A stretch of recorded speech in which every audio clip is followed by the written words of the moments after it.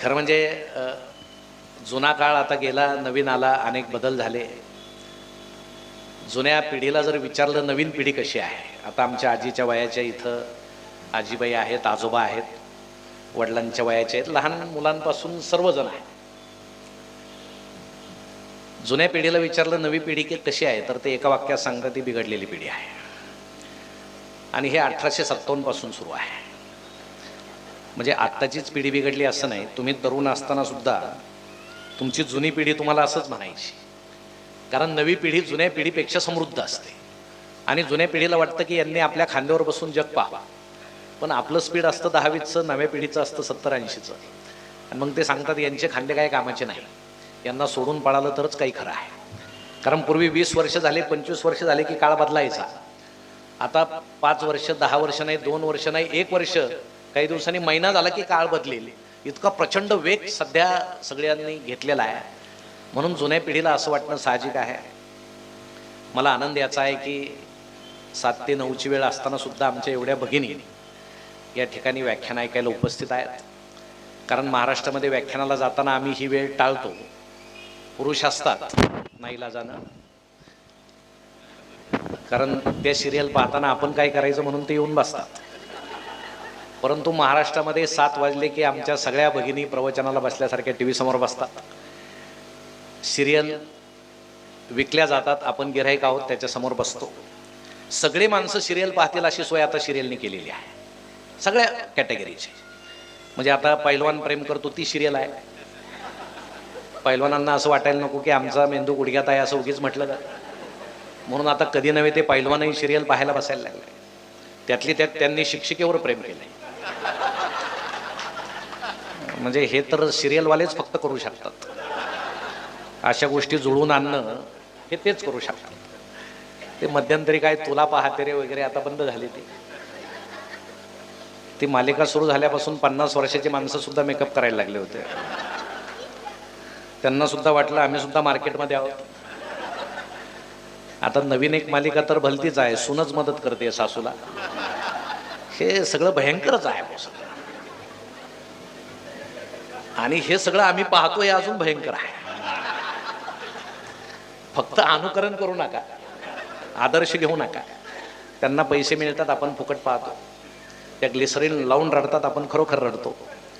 फार टेन्शन घ्यायचं नाही, जेवढं जमेल तेवढं पहा. मध्यंतरी देवाची मालिका होती, खूप लोक पाहायचे. आणि तो देव काय करायचा, रोज 2 बायका कशा सांभाळायच्या हीच त्याला चिंता होती. आता एखाद्या तरुणानं जर आईला सांगितलं असतं आई मी या देवासारखं करू का, आई म्हटली असती तू बावळट आहे, तो देव आहे. ते देव असल्यामुळं चालतं, तो सामान्य तरुण आहे. हे सगळं आभासी आहे, पण आम्ही ते पाहत बसतो. 7 ते 9 कोणाच्या घरी जाऊ नये असं माझं मत आहे. कारण सगळे टीव्हीतल्या पात्राशी इतके तादात्म्य पावलेले असतात की आपल्याला पाहिलं तर जगातील सगळ्यात अभद्र माणूस इथं आला, आता याला चहा करावा लागेल, हा बसेल वगैरे वगैरे. फार त्रास होतो लोकांना, शक्यतो जाऊच नाही. पूर्वी पुरुष घरी आला की घरातील आमची गृहिणी विचारायची इतके वेळ कुठं होतात. आता सिरियलच्या नादात नाही विचारत. पुरुषाचं बरं झालंय, 9 पर्यंत तो काहीही करू शकतो, म्हणजे कुठं गप्पा वगैरे मारू शकतो. मध्यंतरी कुंकू नावाची मालिका सुरू होती, फार छान मालिका होती. आमचं घर सुद्धा त्या मालिकेच्या प्रेमात पडलेलं होतं. आणि मी असा कार्यक्रम करून घरी गेलो. आमची सौ ती मालिका पाहण्यात इतकी दंग होती की घरामध्ये खरं कुंकू आल्याचं सुद्धा त्याला समजलं नाही. मालिका संपल्यावर तिनं मला विचारलं काही हवंय का. म्हटलं आधी त्या कुंकवाचं वाटोळ होत्या, मग आमच्याकडे पाहत. आम्ही कुठं जाणार आहोत, आम्ही इथंच येणार आहोत. असं सगळं विलक्षण आहे. आणि जेवायला सुद्धा आम्ही किचनमध्ये डायनिंग टेबलवर बसत नाही, आम्ही टी व्ही समोर बसतो. म्हणजे पूर्वी जो संवाद घरात व्हायचा तो आता होत नाही, कारण कुणी बोलत नाही, सगळे टीव्हीतल्या पात्राशी बोलत असतात. मध्ये मध्ये जाहिराती लागतात, शौचकूप कशानं धुवावा. आपण जेवतोय, समोर ती जाहिरात लागली, गृहिणी सांगते ते अमुक अमुक आणा, त्यानं भांडं फार स्वच्छ निघतं, भाजी वाढू का थोडी. त्याला समजत नाही आता कुठली भाजी आपल्या वाट्याला येते.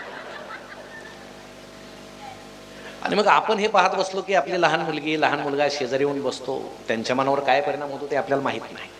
पण तो परिणाम विलक्षण होतो, तो लगेच जाणवत नाही, तो नंतर जाणवत असतो. असे आम्ही त्यामध्ये सगळे तादात्म्य पावलेलो आहोत. पूर्वी असं काही नव्हतं. आता आजोबांच्या वयाची माणसं आहे, त्यांना आठवत असेल, फक्त रेडिओ होता, एक ट्रान्झिस्टर असायचा घरामध्ये मोठा, आणि सगळे त्यावरचे गाणे ऐकणं वगैरे. गाणे सुद्धा त्यावेळेस समजायचे, गायकाला जास्त संधी होती, संगीतकाराला नव्हती. आता संगीतकार खरं म्हणजे वाजवतो, त्यामध्ये मध्ये मध्ये संधी मिळाली तर गायक गाणे म्हणतो, अशी परिस्थिती आहे. म्हणजे किचनमधले सगळे भांडे अंगावर पडल्यासारखा तो प्रकार सध्या सुरू आहे, आणि नवीन मुलांना तो आवडतो. म्हणजे हे अजून आश्चर्य आहे. त्यांना जर विचारलं यातलं काय आवडलं तर ते विचारायचं नाही, आवडतं. काहीतरी एकच वाक्य जे साध्या पद्धतीनं आपण सांगू शकतो ते गाण्यामध्ये सांगितलं जातं. मग तो रेडिओ असायचा, कॉमेंट्री असायची मराठीमध्ये, ते बाळज पंडित वगैरे फार छान कॉमेंट्री सांगायचे. त्यावेळेस बॉलला चेंडू म्हणायचे, बॅट्समनला फलंदाज, बॉलरला गोलंदाज, आणि मग कॉमेंट्री सुरू व्हायची. कपिलदेव धावत आला, त्यानं चेंडू टाकला आणि 3 यष्ट्या उडाल्या. आता स्टंपला यष्ट्या म्हणायचे. ते जुन्या लोकांना समजत नसायचं यष्ट्या म्हणजे काय भानगड. मग सगळे ऐकणारे टाळ्या वाजवले की एखादा म्हातारा माणूस म्हणायचा, काय 3 यष्ट्या उडाले, एवढा मोठा अपघात झाला तरी तुम्ही टाळ्या वाजवता, तुम्हाला काही कळतं की नाही? मग त्यांना सांगावं लागायचं की यष्ट्या म्हणजे ते स्टंप असतात. इतकं सगळं, पण कुणाचं काही आडत नव्हतं, असं समाधान होतं. नंतर ब्लॅक अँड व्हाईट टीव्ही आले. त्यावेळेस सह्याद्री नावाचा एकच चॅनल होता, सरकारी चॅनल होता. भ्रष्टाचाराच्या बातम्या त्यात नसायच्या. म्हणजे भ्रष्टाचार नव्हता असं नाही, पण चॅनल सरकारी होता म्हणून ते सांगायला बंदी होती. आता खाजगी चॅनलमुळं उद्या होणारा भ्रष्टाचार आजच सांगतात, किंवा 10,000चं बजेट असलं तरी 25,000 कोटी झाला असं सांगतात. सांगू द्या, काही इलाज नाही, कारण 24 तास बातम्या द्यायचे म्हणजे किरकोळ गोष्टीच्या सुद्धा बातम्या होतात. म्हणून त्या बातम्या अशा चालू असतात, आपण ते ऐकत राहतो. पण त्यावेळेस तसं नव्हतं. एक बाई बातम्या द्यायच्या आणि त्या इतक्या हलायच्या, अशा लाटा, म्हणजे असं चित्र स्थिरच नसायचं. मुंग्या यायच्या टीव्हीमध्ये, वर अँटेना असायचं, त्या शेजारी एक बांबू ठेवलेला असायचं. मग सिरियल सुरू झाले की काय व्हायचं, सगळं कुटुंब रामायण महाभारत पाहायला बसायचं. एक जण दरवाजात उभा राहायचा, एक जण मालदावर उभा राहायचा, आणि मग आत खूप ते चित्र हलायला लागलं की आतला ओरडायचा, त्याला सांग डावीकडे फिरव. मग दरवाजातला ओरडायचा, डावीकडे फिरव, आणि मग तो वरून बांबून ते फिरवायचं. चित्र स्थिर व्हायचं, पण तोपर्यंत सिरियल संपलेली असायची. मग वरचा सांगायचं, उद्या मी पाहणार बरं का, तुम्ही वर जायचं. म्हणजे सलग सिरियल सुद्धा पाहायला मिळत नसायची, पण आनंद होता आणि समाधान.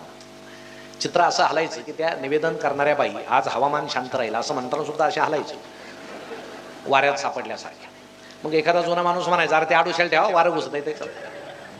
त्यांना वाटायचं बाहेरच्या वाऱ्यानंच चित्र हलत. एखादा चहाचा कप असायचा असा ठेवलेला बातम्या देताना, आणि त्यावेळेस माशी सुद्धा होती, म्हणजे स्टुडिओत असे त्या कपावर माशी फिरायची. आणि मग त्या बाई काय करायच्या, बातमी सांगता सांगता अशी माशी उडवायच्या. गंमत अशी व्हायची की घरात कधी कधी आपल्या टीव्हीच्या काचेवर माशा बसायच्या. बाईंनी असा हात करायला आणि काचेवरच्या माशा उडायला एकच वेळ व्हायची.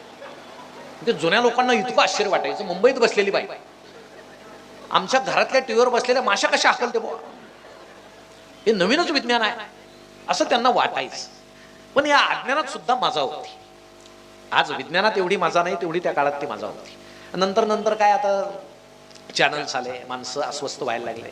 एक चॅनल इतके वेळ, म्हणजे वक्ता सुद्धा फार काळ सहन करत नाहीत लोक आता. म्हणजे हा ठोंबे एकटाच बोलतोय, आम्ही पाहतो, रिमोट असतं तर बदललं असतं असं काही न वाटतं. पण ती सोय नाही, ते सुदैव आहे. पण आता पटकन आपण ते सगळं बदलतो. ज्याच्या त्याच्या आवडी वेगळ्या आहेत, निवडी वेगळ्या आहेत.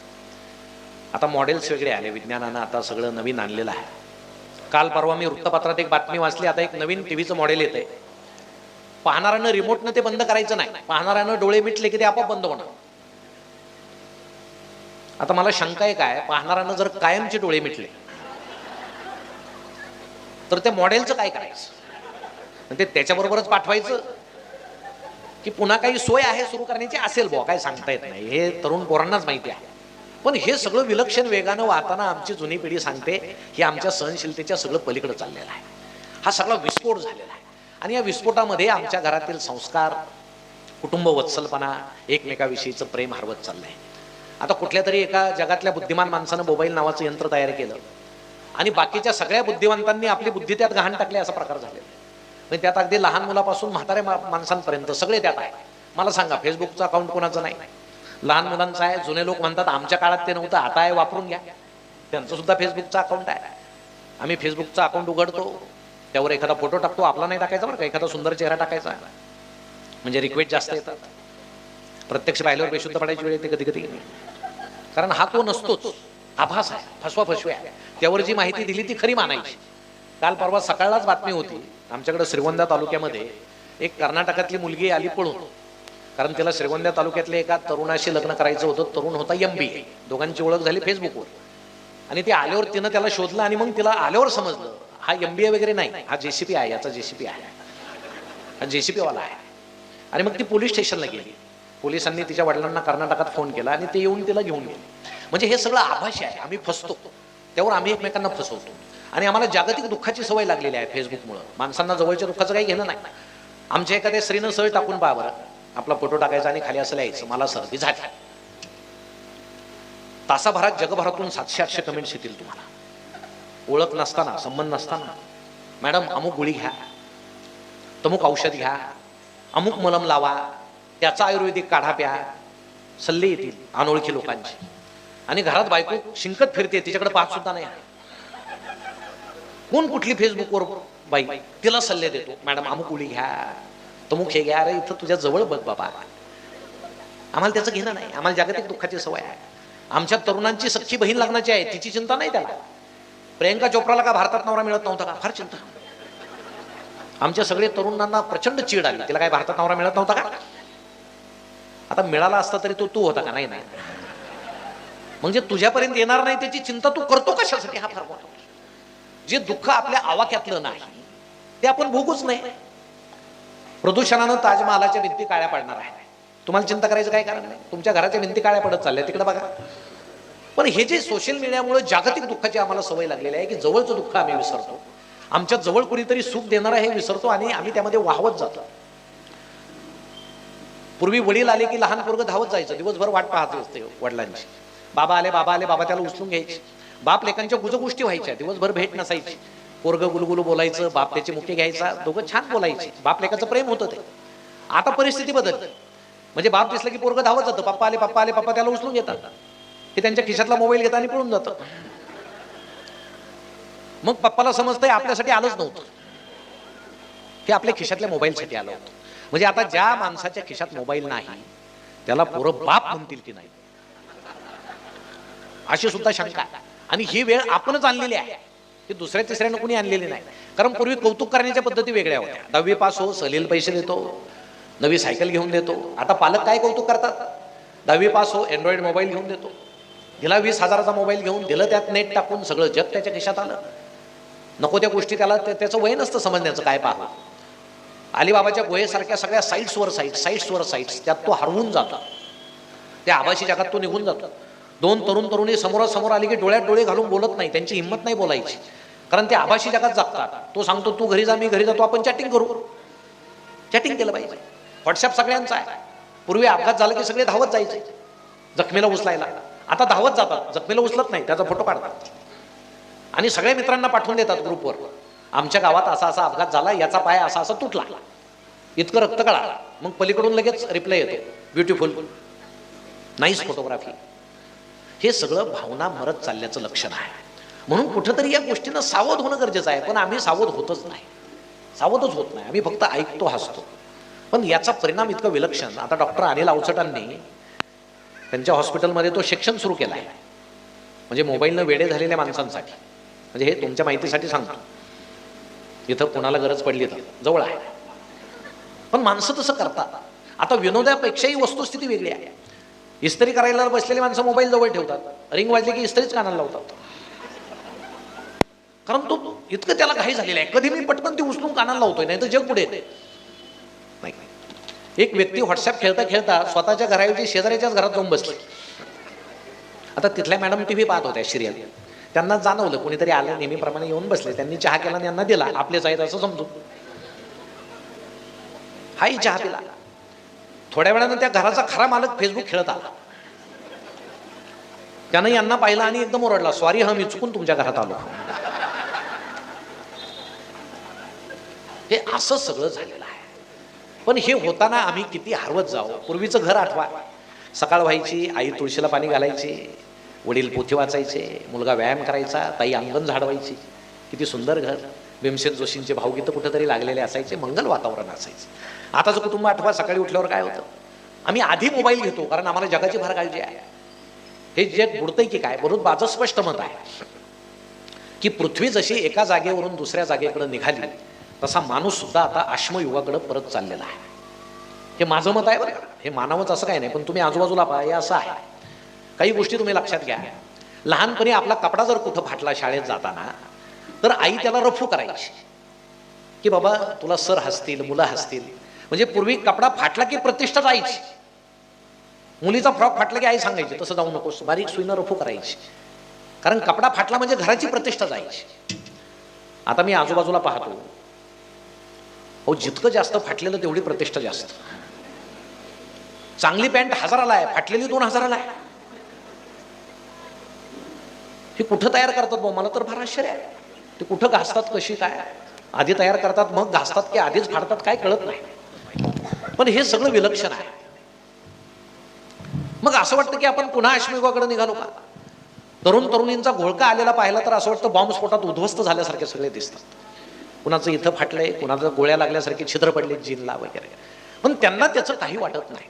एकदा मी मॉलमध्ये गेलो, तुम्हाला सांगतो, सहज फिरत फिरत तिथं अशा पॅन्ट ठेवलेल्या होत्या, अशा अर्ध्या कापलेल्या, धागे लोंबताय. मला फार कौतुक वाटलं त्या मॉलवाल्याचं, की म्हणजे भिकाऱ्यांसाठी सुद्धा सेपरेट दालन यांनी खोललंय मला. आणि मलाच थोड्या वेळ भिकारी असल्यासारखं वाटायला लागलं. म्हटलं इथं जास्त थांबायला नको, लोक पाहतील. पण थोड्या वेळानं 2 तरुण तरुणी आले, मस्त त्या पॅन्ट घेतल्या. अहो किमती सुद्धा 3-3, 4-4 हजार. आणि अक्षरशः त्या पॅन्ट अशा की ते पूर्वी त्या बोचक्यात बांधून द्यायची किंवा त्या अशा पॅन्ट देऊन काय भांडे घ्यायचे, अशा त्या पॅन्ट. तुम्ही सुद्धा घरातल्या जुन्या पॅन्ट आता असे भांडे घेऊ नका, अशा कापा आणि विकायला ठेवा. तुम्हाला सांगतो अशी रांग लागल पोरांची, फक्त असे धागे बिगे लोंबले पाहिजे खाली. छान आहे, कळतच नाही आम्हाला आम्ही कुठं चाललोय. कुठेतरी आम्ही सिनेमात पाहतो, टीव्हीत पाहतो आणि ते अनुकरण करतो. मला वाटतं ते अनुकरण करण्यापेक्षा आपल्या आई वडिलांनी आपल्यावर काय संस्कार केलेत हे फार महत्वाचं आहे. आम्ही ते सगळं विसरतो, या वेगाच्या जगामध्ये ते सगळं विसरतो. म्हणून पूर्वीचा आदी मानव जंगलात राहायचा, तो कपडे घालत नव्हता कारण तो एकटा राहायचा. मग हळूहळू तो बरोबर राहायला लागला. मग नदी पाहून त्यानं गावं वसवले. मग त्याच्या मनात लज्जा निर्माण झाली. मग त्यानं झाडाच्या सालीचे कपडे तयार केले, वलकले गुंडाळायला लागला. झाडाच्या पानापासून कपडे तयार केले आणि हळूहळू आपल्या पिढीपर्यंत आता ती पूर्ण लज्जा आहे, म्हणून आपण पूर्ण कपडे घालला. पण आता जसा जसा काळ चाललाय पुन्हा हे शंका यायला लागली, कपडे कमी कमी कमी कमी होत चालले.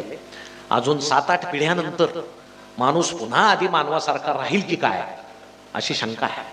सुदैवानं ते पाहायला आपण नसू, पण आपल्या पिढीची इतिहासात नोंद होईल की सुरुवात यांच्यापासून झाली, नोंद होईल. पूर्वीचा माणूस कच्च्या भाज्या खायचा कारण अग्नीचा शोध लागलेला नव्हता. नंतर त्यानं गारगोटीवर गारगोट घासली, खाली कोरडा पाचोळा ठेवला, अग्नी निर्माण केला. अन्न शिजून चांगलं लागतं म्हणून तो शिजून अन्न खायला लागला. मग मसाले टाकल्यावर अजून छान लागतं, मसाले टाकायला लागला. आपल्या पिढीपर्यंत इतके मसाले झाले आता की माणसांचं पचन संस्था बिघडून गेली, अजीर्ण व्हायला लागलं. माणसं पुन्हा वेगवेगळ्या कोर्सेसच्या निमित्तानं कच्च्या भाज्या खायला लागल्या. म्हणजे माणूस पुन्हा अश्मयुगाकडे गेला. पूर्वीच्या तरुणाच्या मनात जे असायचं तो गुहे समोरच्या खडकावर बसायचा, अंकुचितार दगडानं त्यावर चित्र काढायचं काही. आताचा तरुण सुद्धा कॅम्प्युटर समोर बसल्या जागी तेच करतो, फक्त साधनं बदललेली आहेत. माणूस हा असा एकच सजीव आहे की ज्याला मुख पोकळी आहे, म्हणून त्यातून शब्द तयार झाले, अक्षराचे शब्द, शब्दाचे वाक्य, वाक्याची भाषा तयार झाली, माणूस बोलायला लागला. माणूस हा एकमेव सजीव असा आहे ज्याचा अंगठा बाकीच्या 4 बोटांवर वळतो, त्याची मूठ झाकली जाते, त्यात ताकद येते. म्हणून माणसानं या मुठीतून शस्त्र तयार केले, तोंडातून शास्त्र तयार केले आणि शस्त्र आणि शास्त्राच्या आधारे त्याचा विकास झाला. बाकीच्या प्राण्यांचा नाही झाला. पण आता मला वाटतं पुन्हा भाषा विसरत आपण चाललेलो आहोत. पुन्हा आता चित्रलिपी यायला लागली. म्हणजे पूर्वी आनंद झाला की भिंतीवर मोराचं चित्र काढायचे, दुःख झालं की कुठेतरी अश्रू गळताना दाखवायचे. छत्रपती शिवाजी महाराज असताना काही मोबाईल नव्हते, तरी त्यांनी या पद्धती शोधल्या होत्या की प्रत्येक किल्ल्यावर 2 लाकडांच्या राशी असायच्या. आनंद झाला की एका लाकडाची रास पेटवली की त्यातून पांढरा धूर निघायचा, की शेजारचा किल्लेदार म्हणायचा पांढरा धूर निघाला, याचा अर्थ स्वराज्यात काहीतरी आनंदाची गोष्ट घडली. तो सुद्धा त्याच्या किल्ल्यावरचे पांढरा धूर सोडणारे लाकडं पेटवायचा. असं संपूर्ण राज्यातल्या किल्ल्यामध्ये पांढरे धूर सोडणारे लाकडं पेटवले जायचे आणि स्वराज्याला समजायचं काहीतरी आनंददायी गोष्ट घडली. स्वराज्यावर आक्रमण झालं, काही दुःख झालं तर दुसऱ्या जातीचे लाकडं होते जे पेटवल्यावर काळा धूर निघायचा. हे संकेतांक होते. सगळे देव सध्या जे डोंगरावर आहेत वसलेले, त्याचं कारण हे आहे की पूर्वी किल्ल्यावर नजर ठेवण्यासाठी त्या देवाचे पुजारी म्हणून मावळे काम करायचे आणि तिथून त्यांना सगळा टापू दिसायचा. ते तिथून संकेतांकानं सांगायचे की आपल्यावर हल्ला होण्याची शक्यता आहे, इकडे मला हालचाल दिसते. कारण पूर्वी असा त्याचा उपयोग केला जायचा. शाहिस्तेखानाची बोटे कापल्यावर नाही का कात्रजमध्ये महाराजांनी शेवटी ते जनावर शिंगाला टेंबे बांधून पळाले. मुघलांना असं वाटलं की अरे मावळे तिकडे पळतायत, मुघल सैन्य तिकडे पळाला आणि महाराज इकडं सुरक्षितपणे आले. हे संकेतांक होते. मोबाईल नसताना सुद्धा काही बिघडत नव्हतं जुन्या लोकांचं, उलट स्थिरता होती. म्हणून मला वाटतं दशक्रिया सुद्धा यातूनच निर्माण झाले असावे की एखादा माणूस गेला की लगेच कळवायला मोबाईल नव्हते, टेलिफोन होते. बरं कळालं तरी यायचं कसं? सायकल असायची, घोडे असायचे, म्हणजे अंत्यविधी तोपर्यंत थांबवता येत नव्हता. म्हणून माणसांनी काय सोय केली? 10 दिवसांनी पुन्हा दशक्रिया करू, एक धार्मिक कार्यक्रम करू आणि आत्म्याला पुन्हा बोलू. त्यासाठी कावळ्याची आपण योजना केली, कारण कावळा हा सगळीकडे सापडतो. तिथं काय आपण बदक किंवा हंस ठेवला नाही, मग तर पिंड तसेच राहिले असते. माणसानं अभ्यास केला, सगळीकडे सहज उपलब्ध होणारा प्राणी कोण आहे? कावळा आहे. मग कावळा पिंडीला शिवेल, त्याला फक्त शास्त्राचा आधार दिला नाही. मग दहाव्याला सगळे जमा व्हायला लागले, पुन्हा तो आत्मा येतो असं मानायला लागले. याचं कारण पूर्वी सुविधा नव्हत्या. आता तुम्ही एखाद्या घरातील ज्येष्ठ माणसानं साधा छातीवर हात ठेवा, अहो लगेच मेसेज सुरू होतात, लवकर निघा, लक्षण बरं नाही. आणि सगळे माणसं जमा होतात, नातलोक हा मध्ये पडलेला, आणि सगळे अपेक्षेने त्यांच्याकडे पाहतात की आता कशाला हेलपाटा देता आम्हाला परत, नाही काय. हे नवीन सुख सुविधा निघाल्याचं हा प्रकार आहे सगळा. म्हणून हे सगळं होताना सुद्धा आपण आपल्या भावना जपल्या पाहिजे. या विज्ञानाबरोबर वाहत जाऊ नये. आपल्या घरातील तरुणांना हे सांगा, तरुणींना हे सांगा. आता तुम्हाला सांगतो, आमचा तरुण म्हणजे त्या नेटमधल्या बाया पाहून त्या सुंदर बाया पाहून त्याला आमची आई सुद्धा आता कुरूप वाटायला लागली. तो आईकडे पाहत नाही, हिचं काही खरं नाही, किती सुंदर बाया आहे. या तरुणांना एक सांगण्याची गरज आहे की जगामध्ये सगळ्यात सुंदर कोण असेल तर ती आपली आई आहे. पहिलं वाक्य आपल्या तोंडून हेच आलं पाहिजे, नंतर सगळ्या जगातल्या स्त्रिया.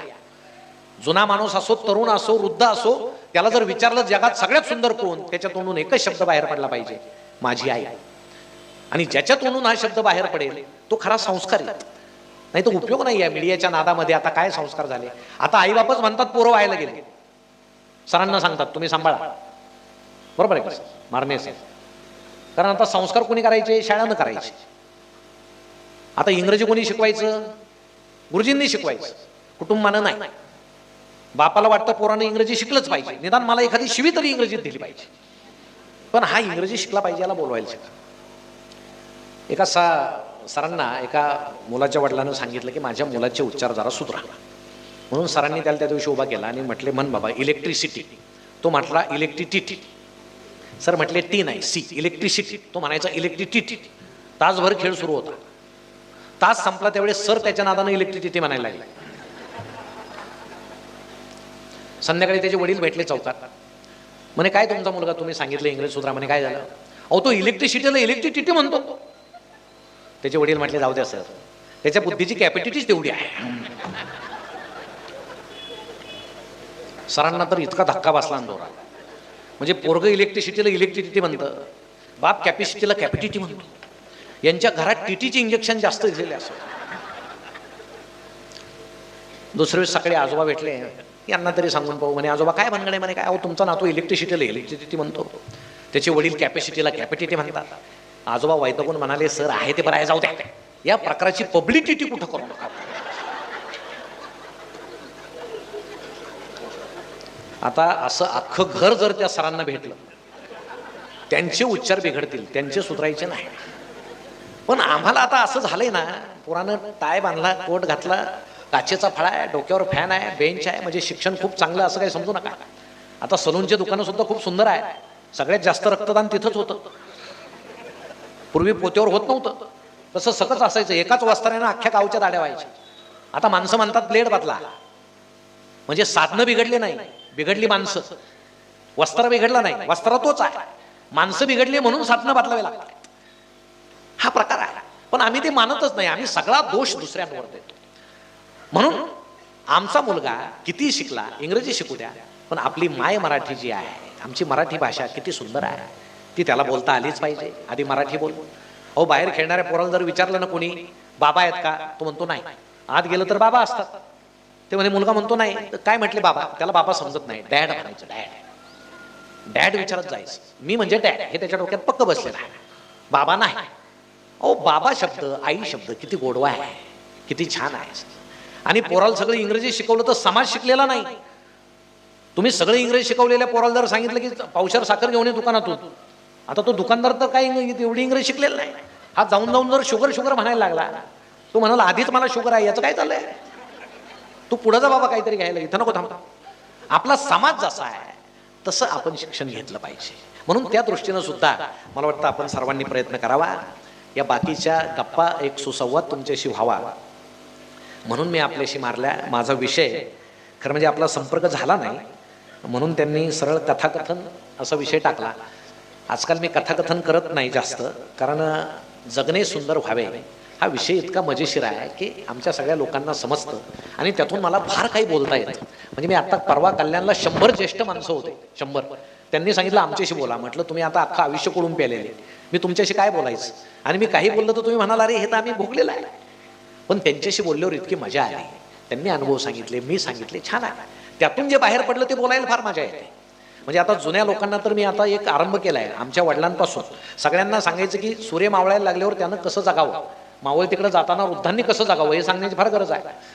पण विषय आजचा तो नाही म्हणून मला कथेकडे वळावं लागेल. पण जाता जाता एक सांगतो की वृद्ध माणसांनी घरात सुद्धा आपण पूर्वी घेतलेला टीव्ही मुलानं विकला आणि नवीन रंगीत टीव्ही आणला म्हणून वाईट वाटून घेऊ नका. तो तुम्हाला विचारणार नाही, कारण करते पण तुम्ही सोडून दिलं पाहिजे. तुम्हाला एक खात्री आहे, याच्या बायकोनं सांगितलं म्हणून यानं टीव्ही बदलला आहे, पण तसं म्हणू नका. त्याला असं म्हणा की मला आता कमी दिसतंय हे तुला बरं झालं समजलं, तू मोठ्या स्क्रीनचा टीव्ही आणला माझ्यासाठी, की त्याला मनात लाज वाटेल की अरे मी आणला बायकोसाठी पण आता म्हातारा म्हणताय तर बाबा तुझ्यासाठी आणला. सोप्या पद्धती आहेत. मी त्या लोकांशी सगळं गमती बोललो. पारावर ज्यावेळेस 2 म्हातारे बसले होते, एक म्हटलं काय खरं नाही बाबा, म्हणे काय झालं, अहो माझी सून चहा देताना डोक्यावर पदरच घेत नाही, संस्कारच नाही हो. दुसरा म्हटलं ते तरी बरी आहे, माझी सून मला चहाच देत नाही. आता तुला पदराचं काय पडलंय बाबा, घे ना, आला घे जा. हे असं सगळं आहे. पण आता तो विषय इथं नाही. आणि आमच्या सगळ्या सुनबाई सुद्धा म्हणतील आम्ही इतक्या चांगल्या असून सुद्धा हे काही सांगून गेले नाही का. कारण फमू नेहमी व्याख्या करत असतात सासू आणि सुनेची. सासू म्हणजे सारख्या सूचना आणि सून म्हणजे सूचना नको. त्यामुळं त्यांच्यामध्ये आणि सासू सुनेचं नातं किती छान असलं ना, ती सिरियल पाहून छान राहू शकत नाही. कारण त्यात सासू सून वाईटच दाखवतात. वाईट दाखवलं तरच 3000 भाग होतील. चांगल्या सासू सुना दाखवल्या तर 51 भागातच मालिका संपेल. कारण वाईट ते जास्त चालतं ना आपल्याकडे. म्हणून त्याचा परिणाम आपल्यावर होऊ देऊ नका. काहीतरी मजेशीर आहे तेवढं पहा, छान जगा. सून आपली लेक आहे असं समजा, सुनेनं सुद्धा सासू आपली आई आहे असं समजा. सासरे त्यांच्या पद्धतीनं राहतात. आता बिचाऱ्या पुरुषांचं फार अवघड आहे, काय सांगाल तुम्ही. पेन्शन असली तर बरं आहे, 25 तारखेपासून त्याची फार सेवा होते. बाबाच्या हात दूध टाकू का, अजून डोकं दुखतंय का, पाय दुखतो का, 1 तारखेपर्यंत. 1ला एकदा पेन्शन काढून घेतली की म्हातारं बिगर दुधाचं संपलं आयुष्य. 25 दिवस दूधवाला आलाच नाही. म्हणजे आमच्या ओळखीचे एक बाबा तर सांगायचे माझे पैसे घरचे काढून घेतात म्हणून मी पायमोज्यात पैसे लपवायचे. काही पैसे पायमोज्यात लपवायचे आणि बाकीचे देऊन टाकायचे. ते लक्षात आल्यावर सून आता मला रोज पायमोजे धुवायला मागते. नाही नाही त्याचा वास येतोय द्या, वास येतोय द्या. नाही पूर्वी अगदी ॲनेस्थेशिया दिल्यासारखा वास यायचा, त्यावेळेस काय गमती आहेत. असो बोलण्यासारखं त्यावर फार आहे. त्यावर काही न बोलता एक कथा या ठिकाणी आपण घेऊ. आता इथं मागे कोणती कथा सांगितली होती माझ्या लक्षात नाही, कारण आता इतके कार्यक्रम होतात कुठं काही सांगितलं माझ्या लक्षात नसतं. पण कुणी जुने श्रोते असतील तर माफ करा, ही कथा मी मागे सांगितली की नाही मला आठवत नाही. पण कथेचा विषय मोठा मजेशीर आहे, आपल्याशी निगडीत आहे. आणि मला वाटतं ही कथा आता आपलं पुणे विद्यापीठातच येतं ना सगळं. पुणे विद्यापीठामध्ये कुणी FY BAला जर कोणी विद्यार्थिनी असेल तर ही कथा आता त्यांच्या अभ्यासक्रमामध्ये आहे. तीच कथा मला वाटतं आता अभ्यासक्रमात आल्यामुळे आपण ती किती वाचता माहीत नाही, कारण ती अभ्यासक्रमात आली ना. तशी गोष्ट म्हणून असते तर वाचली असते, आपली ती एक मानसिकता असते. असो, पण ती कथा लिहावी असं मला वाटलं, कारण मी आजूबाजूला सगळं पाहतो. हा विषय बहुतेक लोकांना आवडणारा नाही. कथेचा विषय तरुणांना तो आवडतो, तरुणींना तो आवडतो, लहान मुलांना तो आवडतो. म्हणजे काही गैरसमज करून घेऊ नका. विषयाचं नाव आहे लग्न. कुसुमाग्रज लग्नाच्या बाबतीत असं म्हटले, लग्न हा असा बंदिस्त वाडा आहे की जो आत जातो त्याला असं वाटतं मी कशासाठी आत आलो, आणि जे बाहेर आहेत त्यांना असं वाटतं मी आत गेलं पाहिजे. म्हणजे ज्याचं लग्न झालं नाही त्याला वाटतं लग्न झालं पाहिजे, ज्यांचं झालं त्यांना वाटतं आपली बुद्धी कुठं चरायला गेली होती, आपण काय करून बसलो.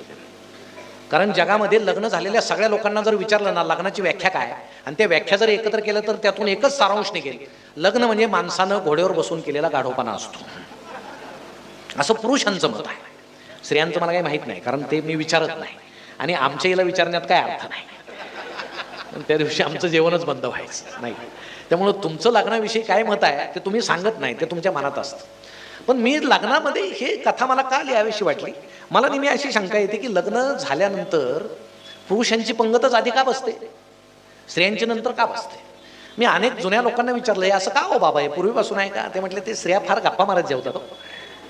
आपलं पुरुषाचं कसं बघ खाऊन घेतो नंतर रवंथ करतो, तसं त्यांचं नसतं म्हणे. असं त्या खूप गप्पा बिप्पा मारत जेवतात. तर एकानं सांगितलं की पूर्वी कसं आहे, स्त्रिया लग्नात जेवत नसायच्या, म्हणजे त्या ताट तांब्या घेऊन यायच्या, सार्वजनिक ठिकाणी जेवायचं नाही. आणि पुरुषांचं जेवण झालं की नंतर मग त्यामध्ये काय पदार्थ त्या ताटामध्ये घ्यायचे, तांब्यामध्ये आमटी सार असेल तो घ्यायचा, पदराखाली झाकायचा आणि घरी जाऊन जेवायचं. म्हणून त्यानं सांगितलं की असं स्त्रियांना जर आधीच वाढून दिलं तर पुरुषांना ते राहणार नाही, म्हणून पुरुषांची पंगत आधी बसते. आणि ज्याचे त्याचे प्रकार आहे. एकानं सांगितलं पुरुषाचा जठराग्नी जास्त लवकर तापलेला असतो, म्हणजे पहा बरं का सोयीचं कसं आहे. आणि स्त्रियांना काही जठराग्नीच नसतो, नाही का, स्वयंपाक करू करू त्यांना जेव्हा असं वाटतच नाही. मग पूर्वी, आता आमच्या तरुण तरुणींना माहीत नसेल, जुन्या लोकांना माहीत असेल, पूर्वी ज्यावेळेस पंगत बसायची, एक आमटी सार कढीची कढई असायची आणि त्याच्या शेजारी एक जुना माणूस पाण्याच्या बादल्या घेऊन उभा असायचा. आणि मग एक जण काय सांगायचं, बाबा मोठी पंगत बसली की तो लगेच 2 बादल्या पाणी त्यात टाकून द्यायचं.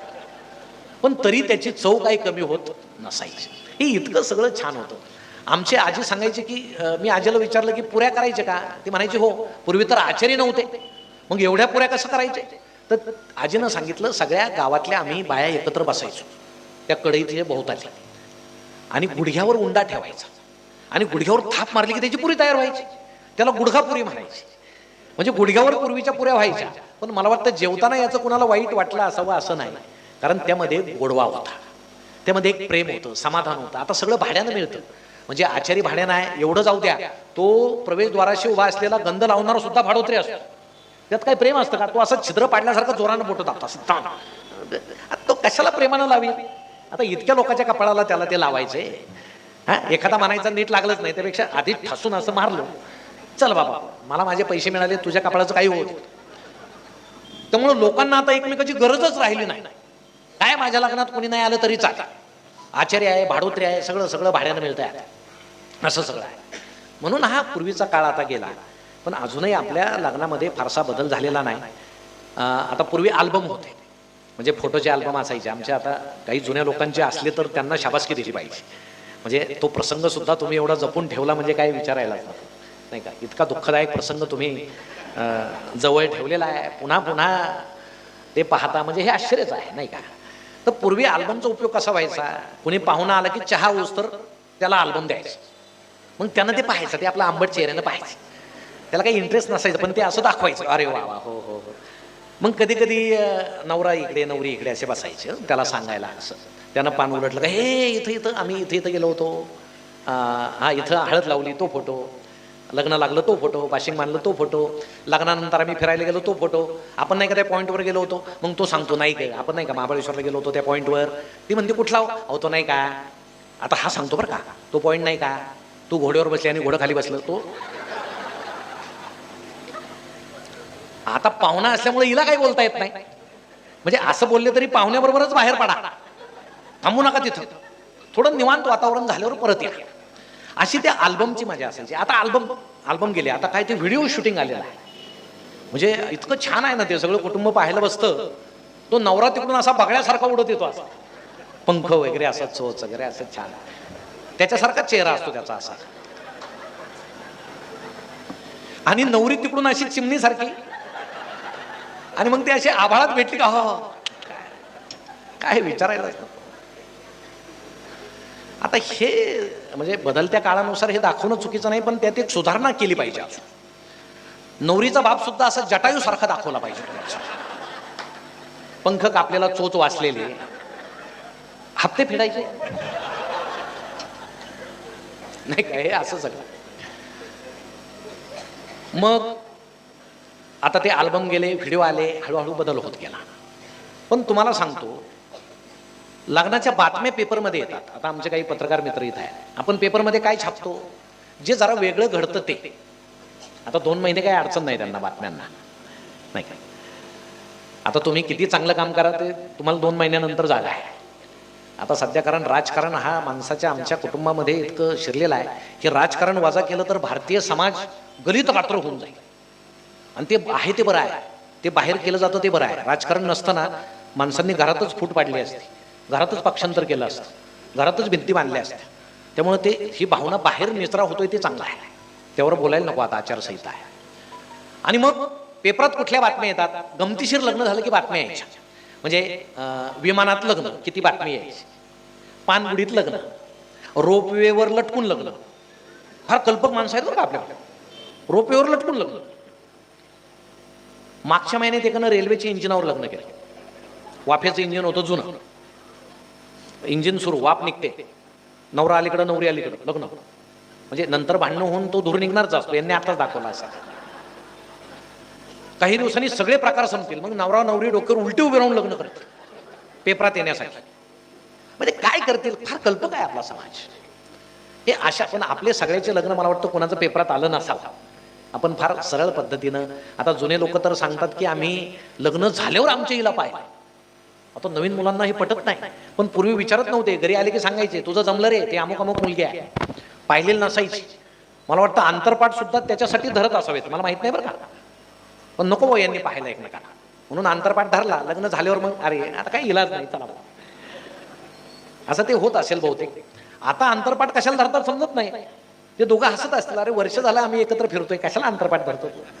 पण आता ती पूर्वीची प्रथा आहे, धरणारे बिचारे आपले तानू तानू असे कशाला धरतो बाबा. ते दोघं एकमेकांना चांगलं ओळखतात, पण याच्याकडे दिलेली जबाबदारी हा पार पाडतो. या सगळ्या जुन्या प्रथा अजूनही आहेत, पण त्या काय आहेत समजत नाही, आम्ही चालू ठेवतो. लग्नपत्रिका हा एक विलक्षण प्रकार आहे. आपण लग्नपत्रिका छापतो, आपण छापतो, इतरांच्या आलेल्या वाचतो, फार गंमत असते त्यात. वर पहा, एका देवाचं नाव असतं. आता आपल्याकडे 33 कोटी ऑप्शन्स आहेत, त्यामुळे एकाने एक टाकले की आपण तेच नाही टाकायचं, दुसरं टाकायचं. खाली मुलाचं नाव चिरंजीव प्रभाकर, आणि आपल्याकडे एक पद्धत आहे, सगळ्या डिग्र्या टाकायच्या कंसात. अहो इतक्या डिग्र्या त्या कंसात प्रभाकरच्या पुढे की त्या पाहणाऱ्याला असं वाटतं इतक्या डिग्र्या मिळूस तर याचं लग्नच वय कसं होऊन गेलं नाही. अर्थात ते झालेलंच असतं, पण मेकअपमुळे ते थोडं मागं खेचलेलं असतं. खाली त्याच्या वडिलांचं नाव वगैरे, मुलीचं नाव ची सौका मनोरमा. आता ही असते 11वी, पण वर इतक्या डिग्र्या आणि कंसात 11वी वाईट दिसेल. मग थोडं इंग्रजीत लिहायचं, तेच FYJC. 11वीच बरं का, पण FYJC म्हणजे पाहणारा वाटतं काहीतरी डिग्री असेल, हे जुळतंय, काय अडचण नाही. मध्ये या गोरज मुहूर्तावर, त्या गोरज मुहूर्तावर कधीच लग्न लागत नाही. आपण कशाला त्या गुरुजींकडे इतके वेळेस गोरज मुहूर्त काढायला जातो समजत नाही. आता गुरुजी सुद्धा काही दिवसांनी असं देतील 12:43 ते 4:43, काय अडचण नाही, कधी लावा. अहो तुम्ही जर वेळेवर लावतच नाही, मधला सगळा मुहूर्तच आहे. खाली नातलगांची लांब लचक रांग अशी मतदार यादीसारखी. अहो तुम्ही जर वेळेवर लावतच नाही, मधला सगळा मुहूर्तच आहे. खाली नातलगांची लांब लचक रांग अशी मतदार यादीसारखी. तुम्हाला सांगतो, यामध्ये एखाद्या नातलगाचं नाव हुकलं, विषय मिटला. त्याचा चेहरा असा लग्नामध्ये सुतकात असल्यासारखा दिसतो, असं चेहऱ्याचा लंबगोल करून असं ते फिरतं. कोणी जर विचारलं ना काय झालं, माझं नावच नाही. आता ती पत्रिका काय संसदेत वाचायची, कशाला तुझं नाव पाहिजे. पण कुठंच येत नाही तर निदान पत्रिकेत तरी. म्हणून बाकीचे सांगतात पुन्हा छापा, पण त्याचं नाव टाका. तो रुसला की काय खरं नाही, लग्न राहील एका बाजूला आणि याचं सुरू होईल. पुन्हा पत्रिका छापली जाते, त्याचं नाव टाकलं जातं. कुणाचं नाव विसरणं शक्य नसतं. पत्रिकेच्या खाली नाहक लुडबुड, मग त्यात सगळे नावं असतात, चिंगी मिंगी चिंटी मिंटी बंड्या खंड्या. आता ते वाचणाऱ्याला असं वाटतं हा बंड्या म्हणजे असं तुडू तुडू धावत मंडपात येईल, कशाचा काय असा थोराड मिशाचा बंड्या. म्हणजे लग्न झालेलं नसतं म्हणून त्याचं लुडबुडीत नाव. लुडबुड कसली, गोंधळ घालून अख्खं लग्न मुडील एवढा बंड्या. पण कुणाचं नाव राहायला नको म्हणून खाली नाव. पत्रिकेची एक बाजू पुरी ठेवायची नसते. मग व्यवस्थापक द्या त्या बाबूरावचं नाव टाकून, स्वागतोत्सुक द्या त्या गोविंदरावचं नाव. त्यांना माहित नसतं बरं का, ते वाचल्यावर त्यांना कळतं अरे मी स्वागतोत्सुक आहे.